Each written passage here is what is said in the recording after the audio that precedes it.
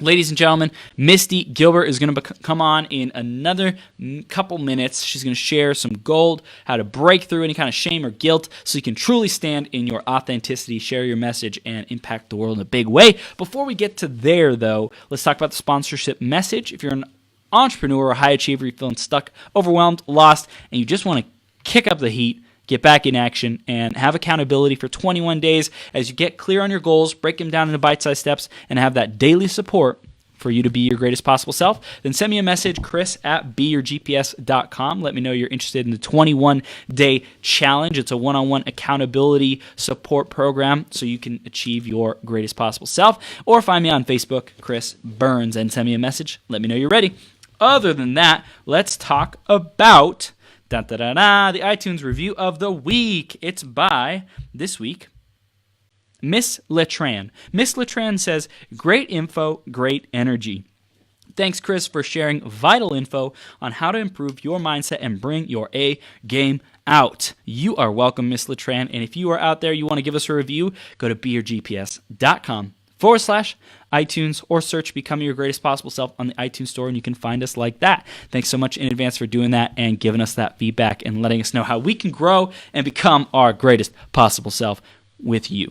Thank you so much. So, like I said, I'm going to introduce Misty in just another minute. Before that, make sure you grab a pen, grab a paper, be ready to take notes, be ready to get the wisdom and the gold because she is a powerhouse, and it's going to be a lot of fun, definitely. She's been on before, and I love the interview so much. She's so real, so raw, so just authentic herself, standing in her own power. I was like, we got to bring Misty back. Let's do it again because she is brilliant. So make sure you stay tuned. She's going to be on in a minute. Let's introduce her, and then we'll bring her on. Misty was born and raised in California and has resided in Texas since 1997. She's been an entrepreneur for 15 years and has 22 years experience taking healthcare professions, entrepreneurs, and individuals from the pain of their chaos into clarity to transform beyond their circumstances.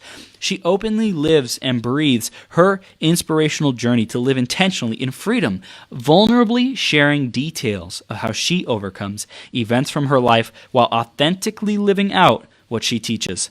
You will be both grieved and inspired by her painful story to move into a beautiful life, transforming path of your own. Her courage and passion for life and love of others is exhilarating, and she is here to rock the house with us. Misty, you ready to do this?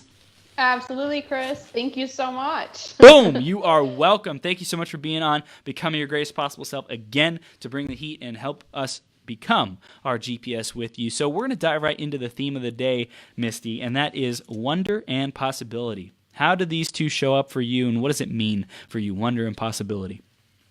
Well, to me, the word wonder would be something where every day I wonder what it's going to behold for me. Wonder how I can open up to having more expansion of possibility and less expectation.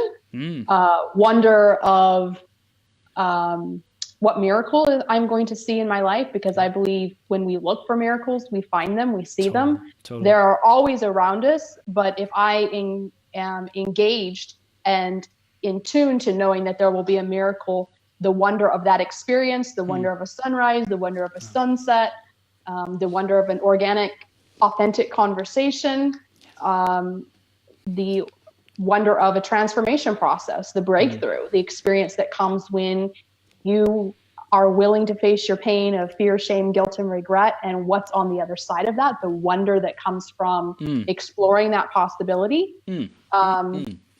What was your other word? Wonder was the first word. Possibility. This is great, though. I love it. That was beautiful. It was so beautiful. Keep going. Possibility. Possibility to me is everything is a possibility, but we tend to stay stuck and don't think that what else is possible when we're looking at an expectation of expecting something to show up in our lives a certain way. We don't see that there's potential. We don't see that there is an opportunity. We don't see that there is room for expansion. And the possibility just means I'm willing to expand and look beyond what's in my current sphere, kind of like faith, right? So faith is to believe in what you don't believe necessarily can see is possible, but you believe and have faith it can come about. So possibility means that I know there's something more here, There's something better, there's something deeper, and I'm going to explore what that looks like. I love it, Misty. I love it. I love the wonder, especially, I had a conversation earlier today talking about, I think it was the magic of wonder and the miracles of possibility or something like that, right? And the word miracles is something that really stood out, and how you shared with me what your perspective is. And when you're looking for those miracles, you'll find them. Like when you look for those miracles, when you pay attention to those, and like just recognizing that the universe operating, the world operating, breathing, it's like to not treat it as a trivial thing that's just happening automatically, but rather to hold it in reverence, to hold it in, my gosh, it's so beautiful, it's so magical, it's so amazing, this is a miracle, and celebrate it like that every day and tap into that energy, that miracle energy. Like shit, I just like feel like I had an aha moment because I've been totally treating life like, okay, yeah, greatest possible self, let's grow, awesome, but the energy of just like really being with the miracle of life is something that's been missing in my life. So I really appreciate you sharing that. And I 100% commit to like stepping into that miraculous energy, because that will open up all kinds of doors and possibilities for me. It does. I like to ask questions on my Facebook page. And one that I asked last week was, what miracle do you feel you need in your life? Ooh, and so damn. one of the responses was, I don't look for miracles because I believe they're always around us. And on one hand, I like that, because I believe when you just believe they're enveloping you and they're a part of your life, you're living knowing life is a miracle in itself, right? But at the same time, I know what happens when I show up in things that I don't know that I can necessarily bring about, or don't see how they're going to come about, and the miracle that happens when all this comes together. I mean, that's one reason I think I mentioned this before on my last interview with you. I love the movie It's a Wonderful Life, because there's miracles in that movie. Yeah. And if you take away certain people that were in his life, those miracles wouldn't be there. And I feel it's the same way in my life. Somebody introduced me to you to have the opportunity to have a conversation, and then you reached out to have a second conversation. All of those are little miracles. And to have this conversation tonight, and you to have an aha moment of something I said, all of this is a miracle. Like, to me, this is life. This is living intentionally. This is purpose. This is being my greatest best self to inspire you to be your greatest best self. Yeah. And a lot of people want fans and all this. And I say, if you're trying to create all that, you're missing the point. I want to encourage, support, and inspire you and be a ripple effect in your life, Chris. Yeah. If I don't do that, my mission means nothing. The number of people that follow me means nothing. I want to impact your life. If you want to grow, then take something. You benefit me, I benefit you. We grow together. We become better people. We become our greatest best self. Yeah. That's the miracle, is you touching my life and me touching your life. I love it. And Misty, I feel like your communication has like amped up a couple of notches. I think someone had a pretty big speaking event that they did that took their life to the next level. Tell us about that. How was that? Yeah, I did a TEDx talk last Tuesday in California, and that was a phenomenal experience for me, Chris, on multiple levels, starting with getting a miracle invitation to do a TED Talk here in Texas. And the application deadline was October 31st, 2018. And I submitted it, and Texas declined my application for a couple different reasons. And I was actually disappointed and discouraged. It's been a dream of mine to do a TED Talk, but not a dream that I actually was aggressively pursuing. It was like, in the next maybe 2-3 years, I'll do a TED Talk. That would be awesome. Right. I posted about it on Facebook. A friend said, send me your application. I'll put a good word for you here in California. She did. 10 days later, I got notification from them that they accepted my application. I'm in, and my first due date was November the 30th, and we were rocking it. Wow. So hired a TEDx coach and worked with her every week, and I had a lot of content. It wasn't an issue with the content. It was pulling it together in a speech that gave it 18 minutes or less, and putting my thoughts together in a way that conveyed what I really wanted the audience to hear, and then what will be on a YouTube channel forever. So the experience of doing that rocked my world. I relate it to when 2015, I went to Uganda for 17 days and had one meal a day. had meet one time in 10 days. When you do something that's a part of your soul, like truly like a deep part of you, and you do something that's really brave, like you just come alive to a whole new level. And that's what that was for me. Wow. That's so powerful. So like, tell us about what was the difference between who you were before the TED Talk and who you were after, or who you were before you got accepted and who you were after? Well, it was any dream that we have. I mean, anybody that's been successful and written a book or done speeches or whatever you're trying to do in your life, you're going to go through rejection. And I believe that when you face that pain and don't run from that pain and you turn it into your power, you actually become a more refined, strong individual. So the rejection of Texas actually lit more of a fire of me. I'm going to rock this. I'm going to do this. This is mine. And I think it's phenomenal because I was born and raised in California. The TED Talk was done in Palo Alto, which is near San Francisco. And I was born in Paso Robles, which is about 2 hours from there. And part of my story is sharing that I was raped at 17.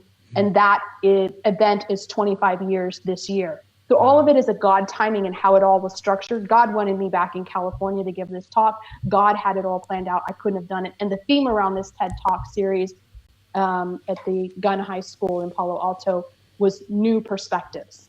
So my topic was the art of authenticity, how to show the real you, and played into new perspectives about how to be authentic and why authenticity is needed in today's society. Wow. So who I was before that, you always in your mind, I don't care how much of a dream you have, you wonder if you really can pull it off.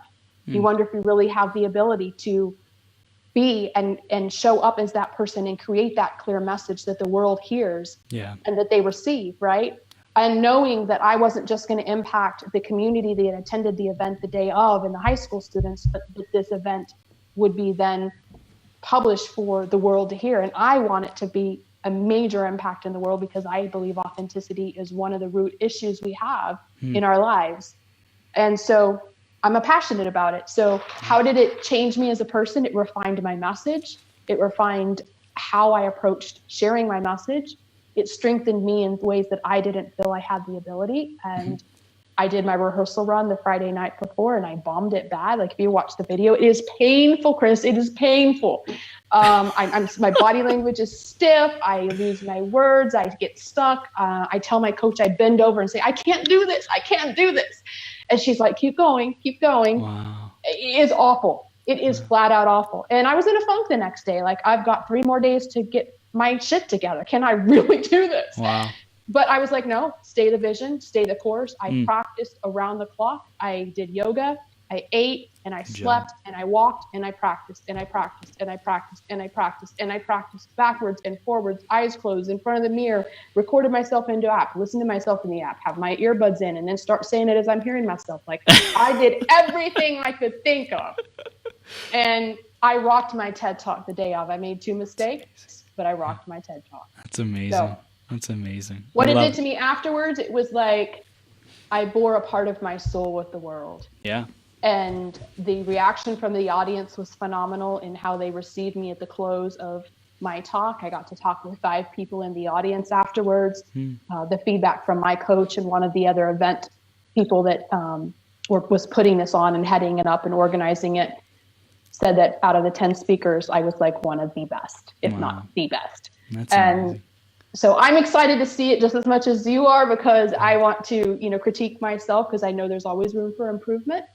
I've had some people say to me, oh, you're a celebrity now. And I said, no, I'm not. I did something that to me was a very brave thing. But for you, birthing a baby might have been one of the bravest things you ever did. Yeah. Your brave and my brave look different. I'm not more of a celebrity than you are. I did something. I stood up on stage in front of people, but that doesn't make me better than you. It just means I faced something of my own that was an intense thing that I really wanted to do. Yeah.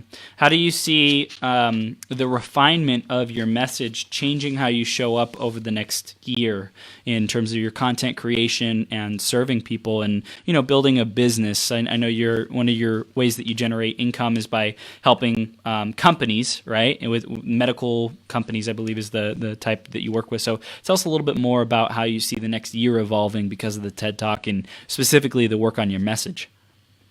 Well, I have two businesses. I have the consulting, training, and accounting, and then which actually services all industries. It originated just in healthcare, but I've expanded over the being an entrepreneur the last, half of the time I've been an entrepreneur. But I'm refining it more in being more specific as to what I do. And then my other business is the writing, coaching, speaking. So I'm taking my message into both businesses a little bit more deeply because I feel that to make the impact that I want to make, it's got to go to a deeper level. Yeah. So in the business side, I believe businesses are very authentic and organic about their dreams, their vision, their mission, their purpose, their struggles, their challenges, and they don't seek to really be authentic about where they're at. And I say this because I was in an event Sunday for the Super Bowl and with friends, and somebody said, well, how's your business doing? And I honestly answered the question, and I shared data and specifics, and they were like, I said, yeah, I know. You're surprised I'm being real with you that I want business to grow and it's not where I want it to be. And these are some of my struggles. Right. And I think as entrepreneurs, we like to go, oh, being an entrepreneur is amazing. I get to live the life that of my dreams. Like it's all, and like instead of being real, like I had a lawsuit last week and I'm struggling to meet payroll and I'm getting discouraged and I'm frustrated and I need that tool. I need somebody to show me how to do this better. Yeah. And the missing puzzle and the missing piece. So I guess taking the art of authenticity into a business structure and helping people really see how to relate to their customers in an authentic way and be different. You and I've had conversations before, like I'm very passionate about a different perspective and not doing things the way mainstream culture is. Right. One of my quotes in my TED Talk is that as leaders, we must be dramatically different than the world around us if we expect to change the world in authenticity, and we have to lead by example. So not just showing up once the pain of the lesson's been learned where we now look like a hero, but in the moment show the pain, the chaos, and the challenge and what we're doing to move past it.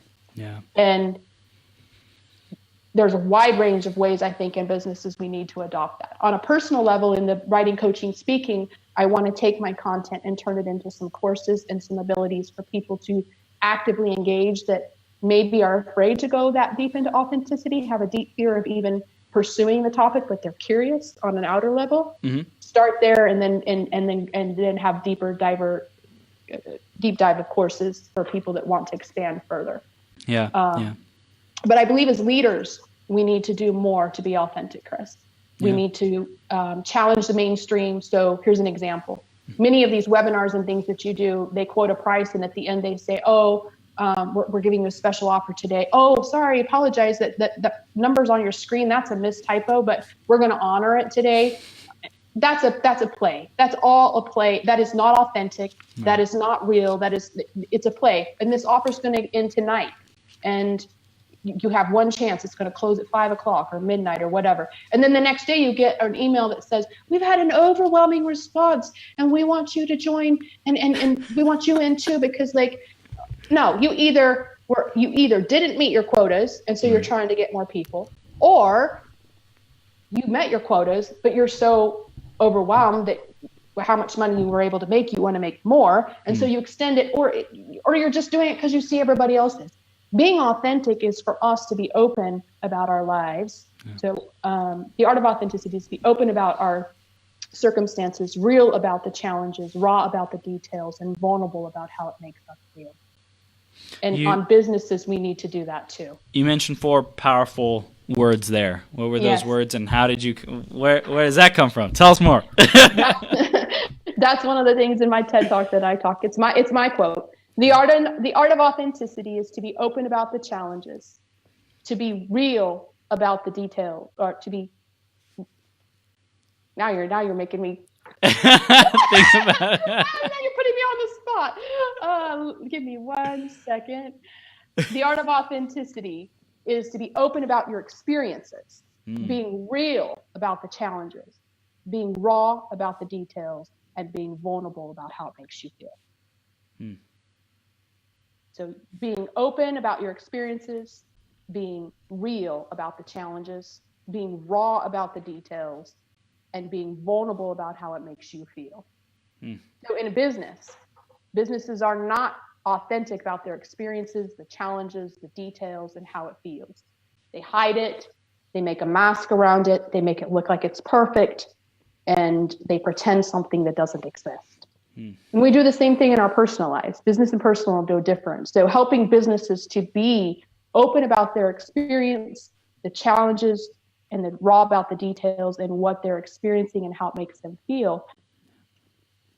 Authenticity creates connection. And we have a disconnected world because people don't want to be authentic. So it's a vicious cycle because we think we have to wear this mask in order to be received. Yet vulnerability is what's going to create the connection. Yeah. It's incredible how a lot of people have bought into the paradigm that like we have to look good. It's all about like looking good. And that's what so many people are striving for, but it's like, it's not what life's about. It's really about connecting to people. It's about that love, that connection, that authenticity. And I love how you've broken it down to being open about the experiences, real about the challenges, raw about the details, and vulnerable about how it makes you feel. Because those are the moments, when you're able to convey the moment, when you're able to convey, hey, I'm a human being too. That's what builds the trust. A lot of people are so distrusting and closed off and disconnected because they aren't sharing those things, because people can sense that it's a mask. People can sense that it's fake. People can sense that, there's a lot of messing around that's going on. Well, the average person is always gauging their response in the relationship of communication based on how is Chris going to receive what I have to say? If I say this, is Chris going to accept it or is he going to reject me? If I think he's going to receive me this way, well, then I'll change my words or I'll show this or I'll show that, right? Being authentic means I'm going to show me despite how you receive me. Yeah. Despite if you reject me, it's me being authentic is not based on whether you receive me or not. One of my coaches, Brendan Hawk, says, we feel the pressure to be perfect. The only problem is that when perfection is the goal, we are not just setting ourselves up for failure. We are setting ourselves up for disillusionment and a lifetime of disconnection. So the reason we have a mask is because we think we have to be perfect. And we think that if we show our hurts, our pain, our challenges, our experiences, then we're going to be rejected. The underneath the reason we are not vulnerable and not authentic is because we fear rejection. Yeah. It's incredible what we'll do to avoid getting rejected. It's incredible what kind of suffering people endure to avoid that rejection, to avoid being cast out, to avoid having their feelings hurt. And I think that you've really overcome a lot of challenges to be able to be so bold and be who you are. And of course, there's always room for growth. But just to catch people up on what was the thing that had you step into your authenticity? And I know there's probably a lot of events growing up and in your childhood and stuff, but just recap on what was it that really accumulated to you being so authentic and so bold and straightforward in who you are? Sure. Well, I was born and raised in an abusive home environment. At 17, I was raped. I was a part of a religious church culture that was very restrictive on every level of everything, and which was part of my life until 5 years ago. And 5 years ago, I also had a client hit me in the head twice, which led me to be so miserable in my own pain that I was determined to find a way to solve my problem because I hated my life. And I lived in secret because my mom said if I ever explained what went on in my childhood, she would kill me. So I lived in fear of what would happen when and if my story got known. So learning to be authentic was a process for me because I chose to intentionally share all the details of everything I went through so that I could move past the pain and to get the healing that I desperately wanted to be who I wanted to be, which wasn't hiding behind a mask about what I endured in my childhood, all because my mom told me she would kill me. Yeah.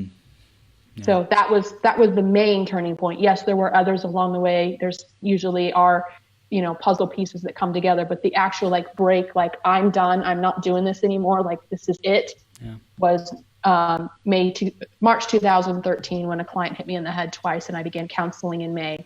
And I went through 17 sessions of counseling and then started working with coaches and mentors who took that work to a deeper level.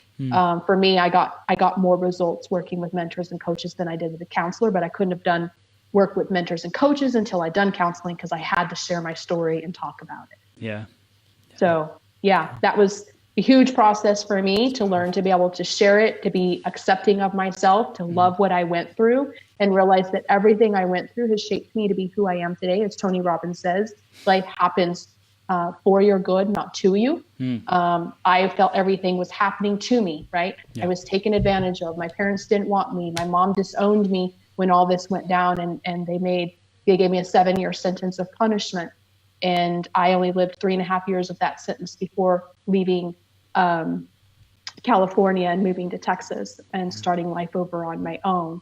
But I still lived with that guilt, like, well, maybe I really need to finish out my sentence. Maybe I'm not deserving. And if people really knew what I'd endured in my childhood, then they wouldn't want me and they wouldn't want to be my friend. And I had all this story, and, you know, it was driven by my mom, but it was reinforced by life events too. And then when people would show up in my life and they would reject me because I'm too honest and I'm too open, I'm too vulnerable, I'm too authentic, and I talk about things that people shouldn't talk about on Facebook or on a blog, and I got fired from a job because of a blog post, and on and on and on. It feeds that rejection. It feeds like I'm wrong. I'm not good enough. People can't handle me. They can't take realness. They can't take open. And so you have to work through that and go, no. I'm going to be me, because I know what happens when I'm authentic. I know the wonder and the possibility of being authentic. Wow.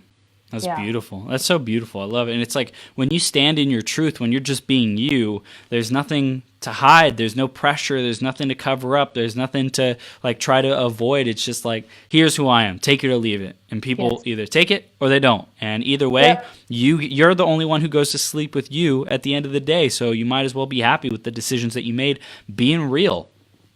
Yes. I did a vlog this week. I'm doing a series this month called A Different Perspective. And the vlog I did this week was sharing that I do not write on Facebook or share things on Facebook to make you like me.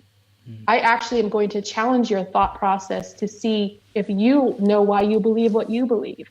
I believe we grow when we have people in our circle that don't agree with us and don't think like we do. Because then you make me wonder, why do I believe this? And is this true?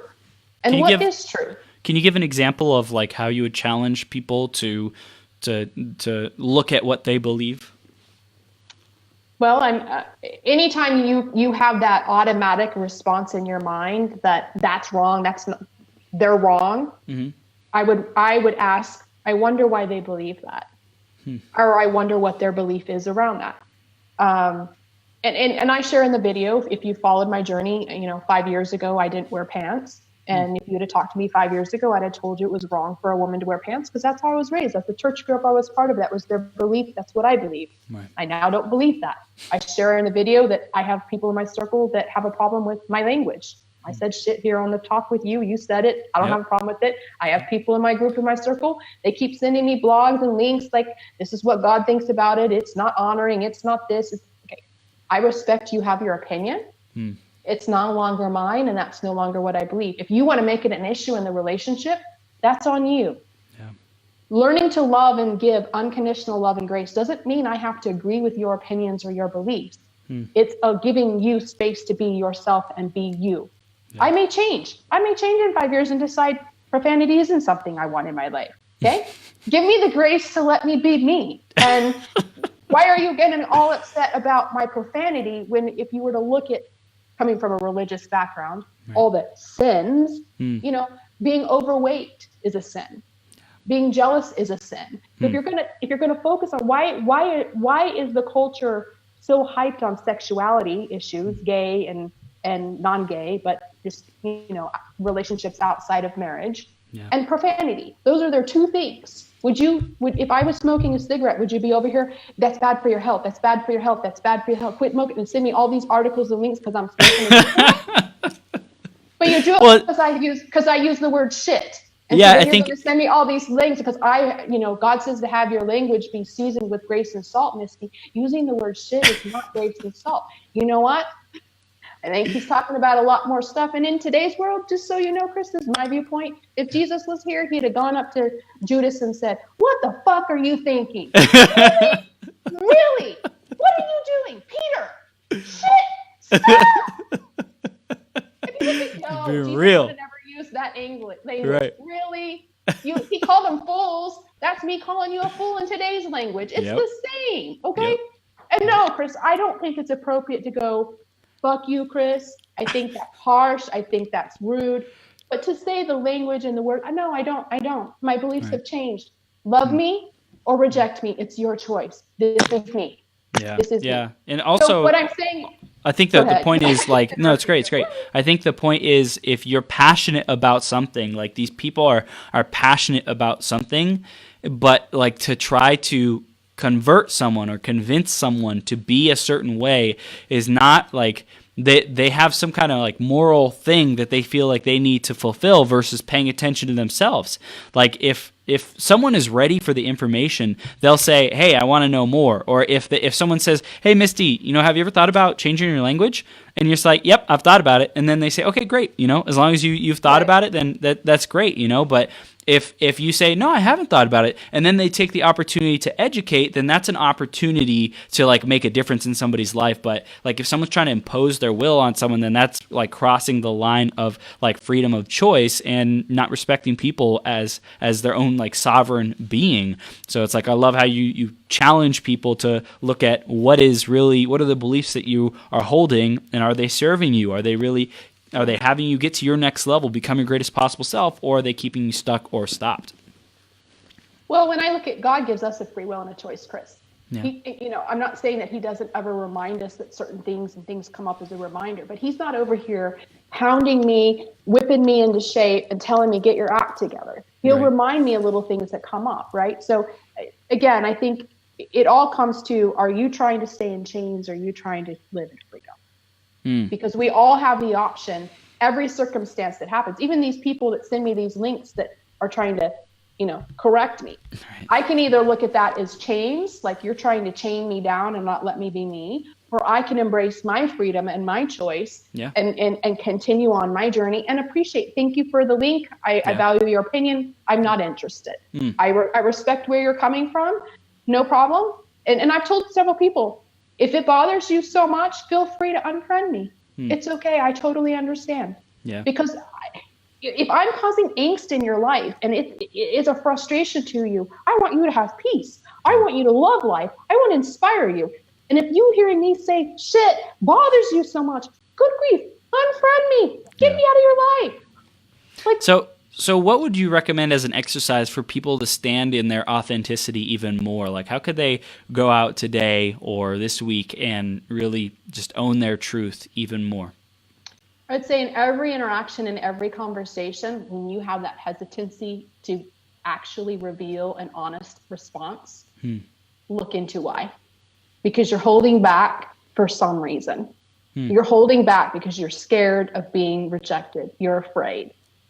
Sometimes you haven't figured out your own clarity, and so you don't know how to be authentic. But generally speaking, it's because you are afraid of being accepted, and you want the value and you want to be loved and appreciated, and that's driving your response. So here would be an example. If I were to say, it's a simple one, but hey, Chris, how are you? Great. Okay.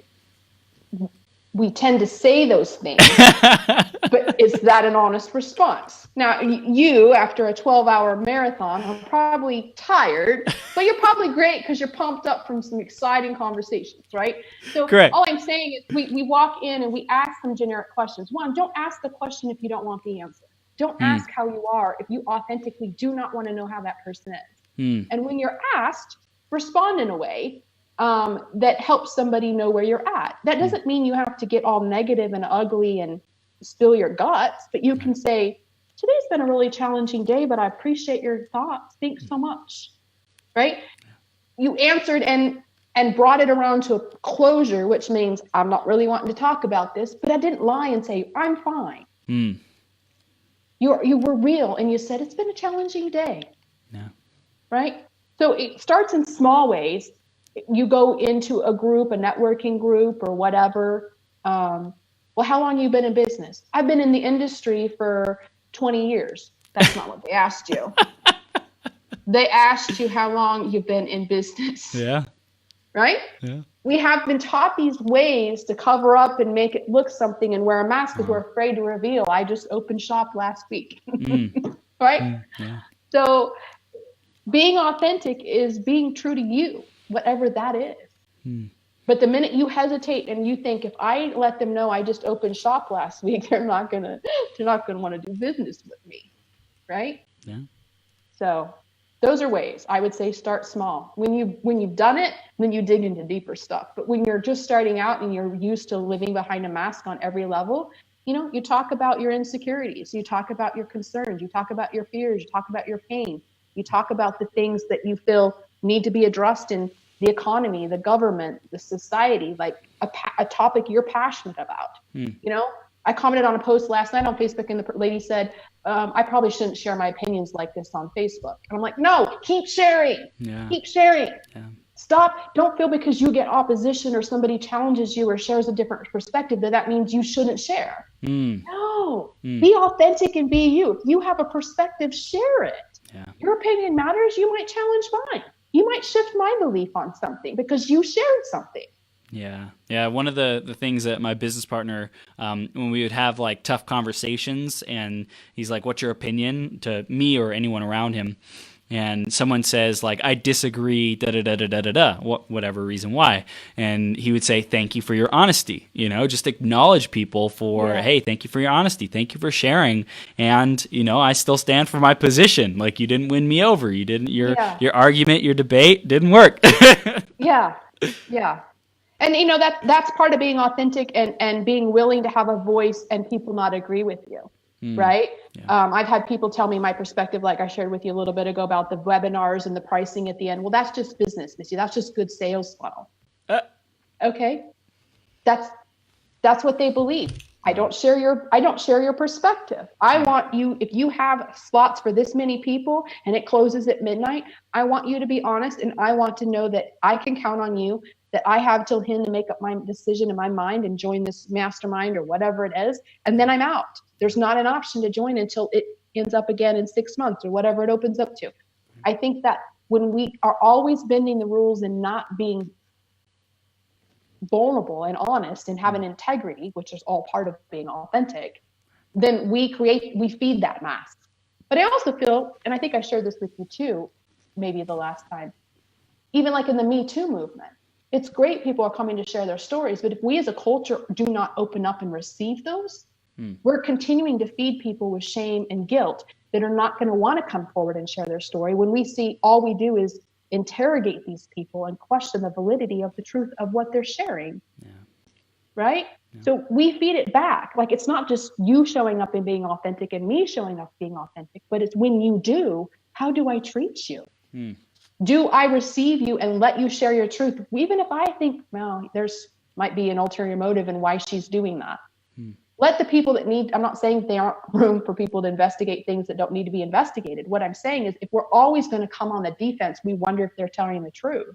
I had to get comfortable sharing my truth. I was raped, even though my mom believes I was messing around with a man 28 years older than me.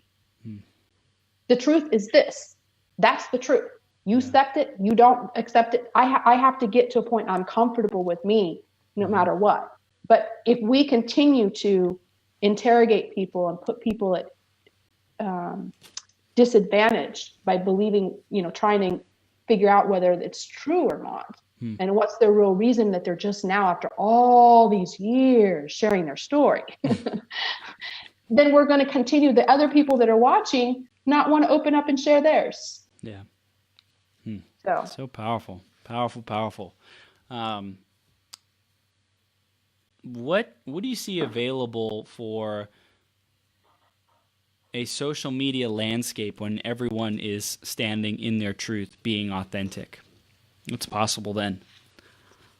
Well, I think being authentic allows for people to be vulnerable. Being vulnerable allows people to create a connection. When you create a connection, you feel valued, you feel accepted, you feel appreciated, you feel loved.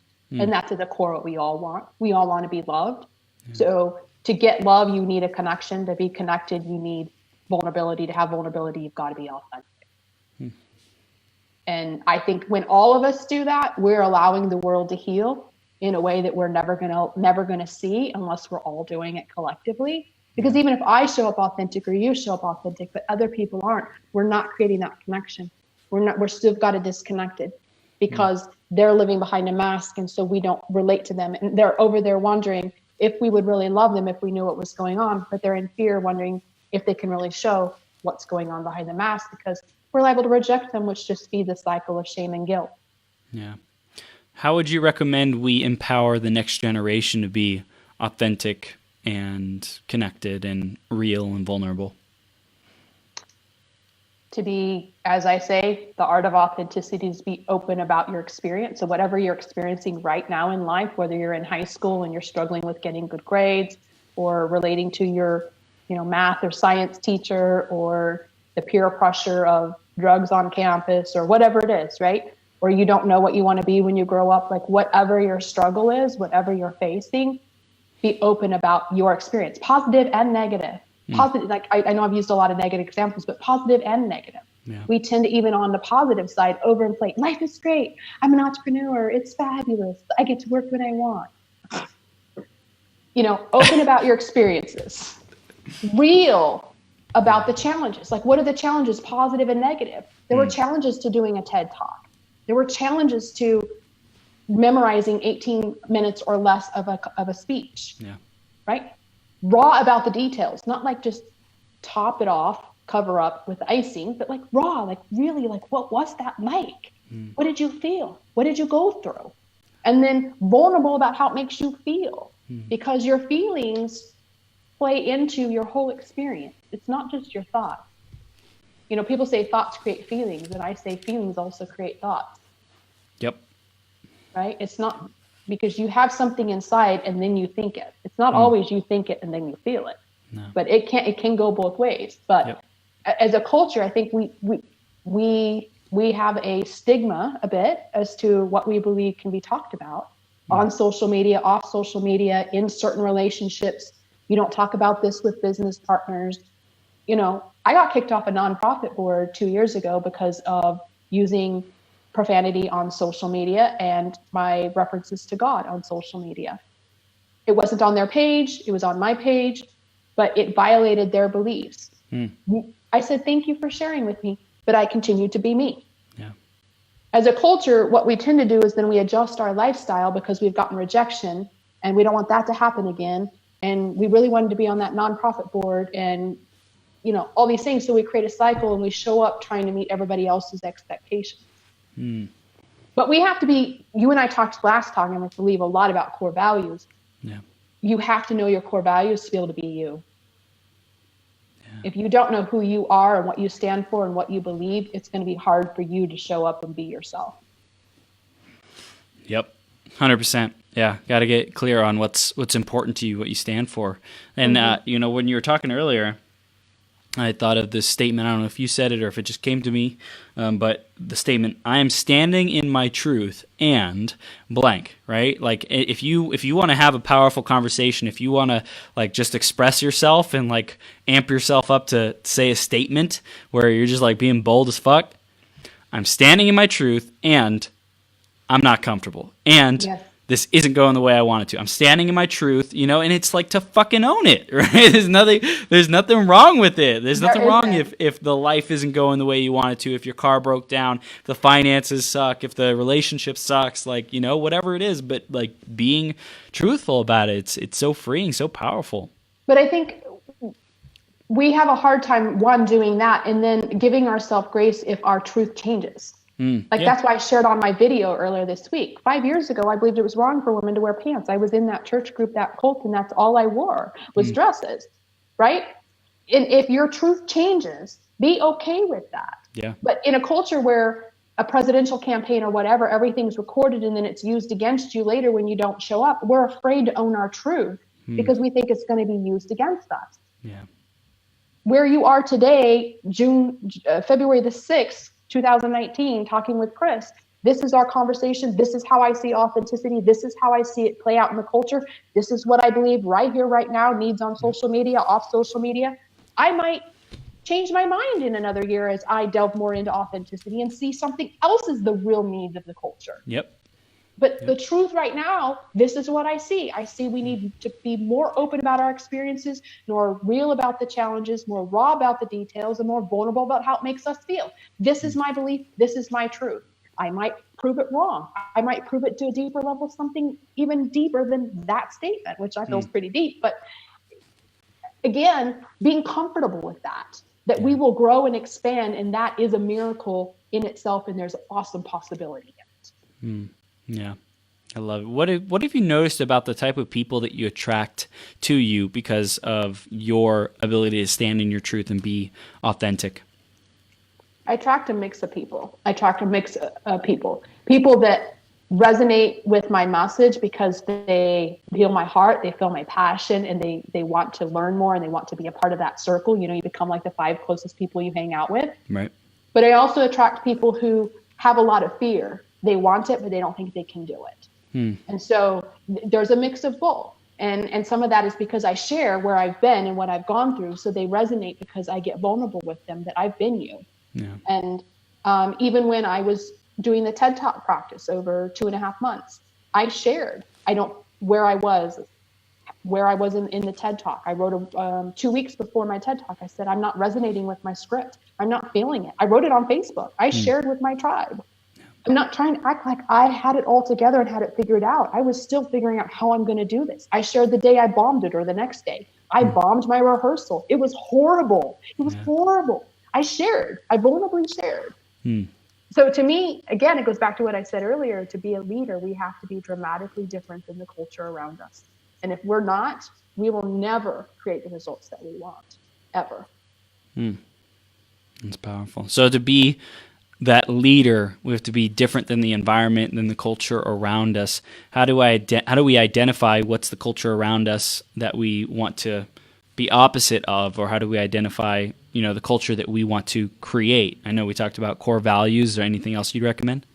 Well, I think when you start seeing people say, you shouldn't do this or that, you shouldn't post profanity on social media.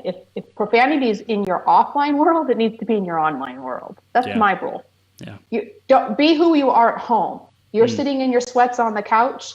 Like, yes, there's a time and place you don't want to wear sweats to a wedding. I'm not trying to say just like be you so much that you create a rift with people, right? Yeah. You need to be tasteful. You need to be understanding of when there's a time and a place to show up and do certain things. Right. But I think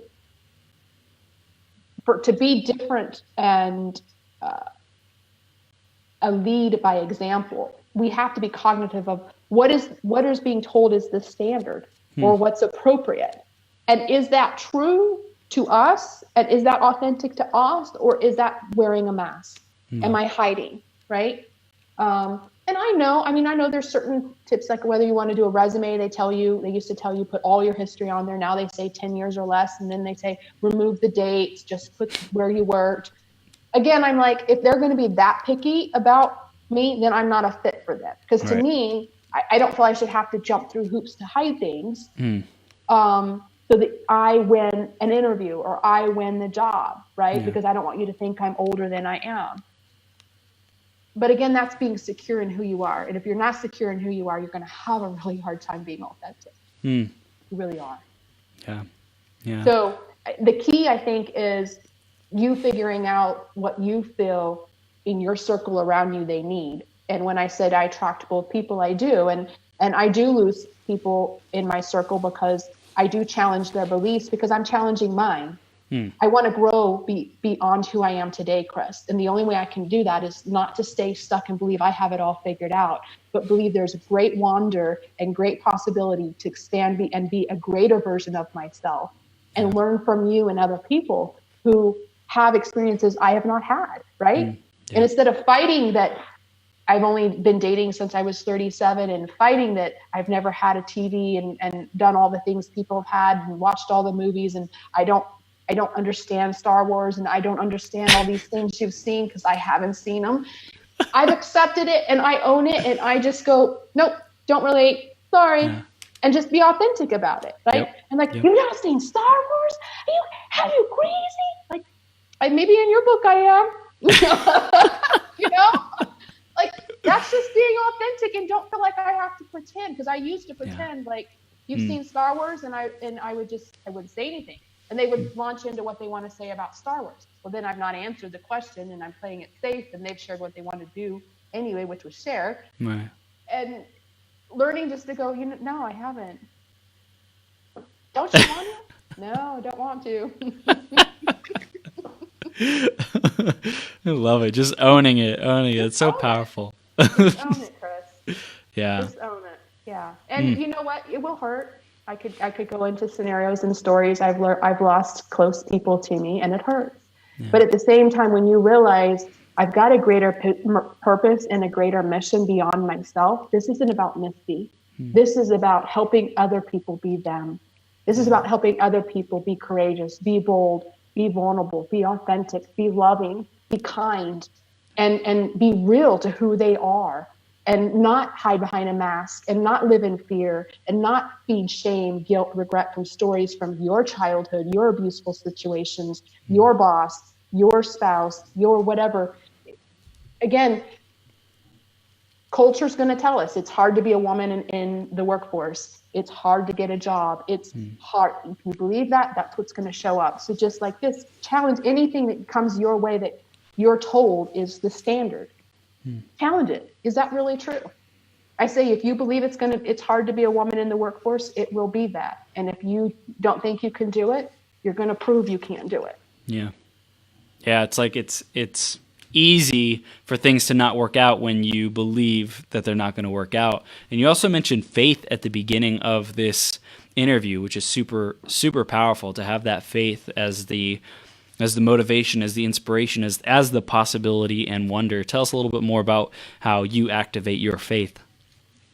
Well, to me, faith is the key. I really feel the key to a lot of what we produce in our life is the faith. Like through my TEDx talk, practice, script writing, rehearsing, working with a coach experience, was the faith and belief that I will be given the strength to do this. I will be given the ability and the words to create a craft of an article, of a talk, and reveal it in a way that resonates and connects with a crowd.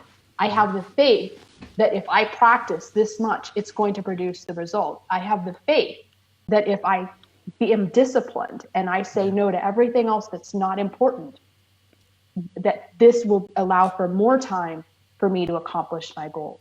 So faith to me goes beyond just a God relationship. It's also faith that if I'm looking at my day as an opportunity in wonder and possibility, I have faith about what can happen. I have faith about how the day is going to bring me what I need to grow myself. I have faith that the encounters that are coming to me are for my good, and that everything happens for my good. So then when I'm in a bad situation, I don't take it personal. And I'm human. Last year was a very rough year for me in business. I had a client file bankruptcy, and I was owed a lot of money, and it was a fight, and it's still been a difficult mess. And I got really discouraged with it in July, and I posted on Facebook. I'm at a point in my life where I want to quit in every sense of the word, desperately. I need your prayers. I need your love. I need your support. Thank you. It was vulnerable. I didn't describe the situation. Most people that were close enough to me knew. But I got 186 comments on that post. Phenomenal. Because I did what I said, that you have to be open about your experience, real about the challenge, raw about the details, and vulnerable about how it makes you feel. I needed more faith in that situation. I needed more faith that no matter the outcome, the experience was good for me. I needed more faith that I could do this challenge because I'm going to be given the strength to do it. But there's sometimes we get our nose to the grindstone and we lose that sight and that vision of what we're really trying to create in our lives. And we let the shit around us get to us. You know, a tornado or a hurricane is swirling, and there's lots of stuff flying in the air and going on, and it's creating funnel. The very center is very calm. I can choose in the midst of every shitstorm around me to recenter and ground to my faith, or I can let everything tear my faith apart. So faith to me is a key. Like, do I have faith that I can really do this, or am I going to feed fear and doubt? Am I going to feed the faith that I will, if I don't know the answer, I'll be provided the answer, I'll be provided a resource, or am I going to act like it doesn't exist and it's not possible? Own that faith. Own that faith, Misty. I love it. Love it. So let's wrap up now. What are the final things you want our audience to receive, get, and implement because of this interview? Well, as we talk about being authentic, I would encourage people to be courageous to remove your mask and vulnerably let the world see the real you. Whatever that is, let them see you for you and believe that you will be accepted, appreciated, valued, and loved when you do. And don't feed the fear of rejection. It will happen. Could share a million stories, but remember that authenticity is the key to connection. And you will never have the relationships you want in business or personal without being authentic. You will always feel, because you're holding a bit back and you're living behind a mask, that if people really knew you, they would reject you. So go ahead and show them the real you, and you'll feel better about you. And it's really, ultimately, deep down, it's self-love when you do. Yeah, 100%. I love it. Misty, how do they stay connected with you? What are their next steps? Well, they can connect with me on my website, mistywgilbert.com, and reach out to me and we can have a conversation. That's for my writing, coaching, speaking business. resourceManagementGroup.com is for my consulting, training, and accounting. Either one we can connect on. They can connect and send me a message and we can have an offline conversation. I love meeting people. I have a Calendly link where they can set up a call with me just to get to know me and pick my brain and whatever. We can just have a great conversation. I love it. I love it, Misty. You are incredible. You're amazing. And thank you for stepping up in your authenticity, in your love in the world. It's absolutely inspiring. Love what you're doing. Love what you stand for. And thanks so much for having me on the show again. I love what you're doing and how you're trying to help people really create and connect to their own GPS. Absolutely. It's what it's all about, Misty. I appreciate you. Have the best night ever, okay? You too, Chris. Bye.